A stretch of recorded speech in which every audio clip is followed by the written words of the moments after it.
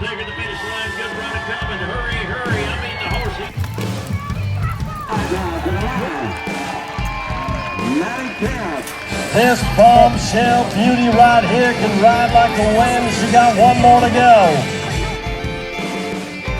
In new leader with a 17, fought 3-3. Well, hi there. Long time no see. It's been a while. I figured I would do a quick life update, and it's January. I know it's a little bit late for the 2024 year recap thing, but I'm going to do it anyways. I'm going to look back at 2024, some of the good moments that happened and things that I'm excited about, proud of. It was a different year for me in that I competed significantly less than I usually do, but it was what I needed. Boss finished up his maturity year. I had to miss a good chunk of the season on him. So our kind of late summer, early fall, he was off.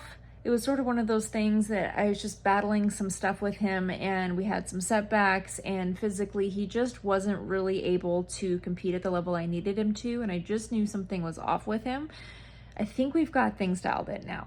That said, we missed a good chunk of his maturity year. I had some really big goals, and I didn't share those with you. I kept those to myself. I set some really big financial goals for him, which I think he's more than capable of, but life had other plans. Even with the setbacks, he wrapped up his maturity year winning a little over $13,000, which again, shy of my goal, but I'm really proud of him and how far he's come. So I'll give you guys an update on him, some of my favorite Boss moments from the year. The Ruby Buckle in Utah in June is one of my favorite events of the year, and Boss really stepped it up there. He blew me away. He actually outran Claude in his second run, and he ended up winning about $6,000 at this race. So he placed in the 1D on the second round, and then he placed in the 2D average overall for the maturity. So that was pretty exciting. I'll show you guys his full run as well. This is just one of my TikToks to give you guys kind of an idea of what I've been doing more of social media wise, but here's his run. Wayne and Kim Smith, Touchette, Washington. They are the breeders. MaddiKempf-Stoltman, Ellensburg, Washington, is on board and owns his horse. Duck Dat, 2019 Gray Gelding by Dat's a Frenchman. Out of Duck the Judge, who's by Judge Cash, the NFR producer. 16,542, 16. Well, here's a bit of a gap from June to December. This was at an NFR race, and he did really well here as well. This was one of our first runs kind of back, if you will, after some time off and trying to get things sorted out with him. And I was really excited about this. He won the 3D at this race. So to be a second off, I was just tickled. He did really well. About a week or so later, we ran at Horns and Hooves, and Boss did amazing here. He won the 2D at this race, and there was about 130 entries. So a little bit of a bigger race for him to place in the 2D made me just so excited. And I just really feel like I was like, okay, I feel like I have him dialed in. He's feeling good. And I was just really proud of him. So anyway, he's been doing really well, and I feel like we're on the ups, and I'm really excited for 2025 with him.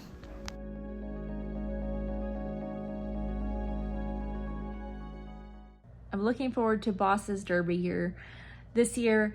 And the thing I'd like to remind you guys is that, yes, we have a timeline as a jockey. I wanted to have a really successful maturity year on Boss. I still think we do. It just wasn't the same way I anticipated it being. But ultimately, that's just 1 year in their career. So I have to remind myself that sometimes that they have a lot of time to be successful and a lot of time to come along. And it's just not always going to be on our timeline. Anyway, I'm really looking forward to moving forward with him. Mr. Old Faithful Claude, I am so grateful for this horse and all that he's done for me over the years. I'm going to show you a few of my favorite Claude runs from the year. This was at the Royal Crown in Buckeye in February, and I haven't ran a low 17 on Claude for a little while, and I know he can do it. It just was what it was. And as soon as he hit that first barrel and came around it like that, I went, oh yeah, he's going to be fast. You can just tell with him, and he was flying. And the thing that was really cool here is that we placed in the 2D at one of the biggest events in Arizona. So half second off, yep, I'll take it any day. I was pretty freaking excited to run a low 17 again. All right, this was a cool one because Claude actually won the race by 2/10. He was the only 17 in the day. There was about 120 entries, I believe, and he won a little over $1,000, so that was pretty cool. The horse before me in my drag actually fell down, and I thought, okay, if the ground's a little goofy, I know that he's going to stand up. So I said, well, I might as well send it and go win the damn thing, and he did. 17.880, a fast time by 17.880. This one was pretty cool because I feel like Claude is stronger on a bigger outdoor pattern, and so this being his not strong suit, and at 12 years old he went and ran a new personal best. So this race has over 300 entries every year, and he placed in the 2D on the bottom of the ground with a new personal best for him. So just proof for you guys that age ain't no thing. They get better with age, absolutely. 737. That takes us to the right to the holding pen, 96. This one was a big one for us, and I'm really proud of him. So at the extreme race in Nampa, Idaho, they had over 400 entries, and Claude was 10th in the 1D this day. And honestly, I was just so excited. He ran another low 17, and he's just all heart. Honestly, he did so well for me. He ended up just blowing my mind on this one. Maddie's always tough. And a 17,370. She never disappoints. Good job. 17,370. He tries so hard every time, and I'm very grateful for that horse. We didn't have some of the big licks that we had the year prior when it comes to the ruby buckle and the pink buckle. He's done really well for me in years prior, and I can't even be mad about it. He made really good runs at those, and it just wasn't our turn to win. But ultimately, it's not for lack of effort, especially on his part. He's incredible, and I am very, very grateful for him all the time.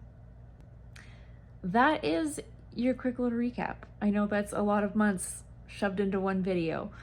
And what will things look like going forward? I don't know yet. I have really been enjoying doing TikTok videos and doing the short form vlogs, and it looks like TikTok might look a little different going forward in the US. Whether we still have it or not, who knows? So we'll see. Might see a little bit more of you here on YouTube this year. Anyway, I hope things are well with you, and I always appreciate you watching. So thank you, and we'll see you next time.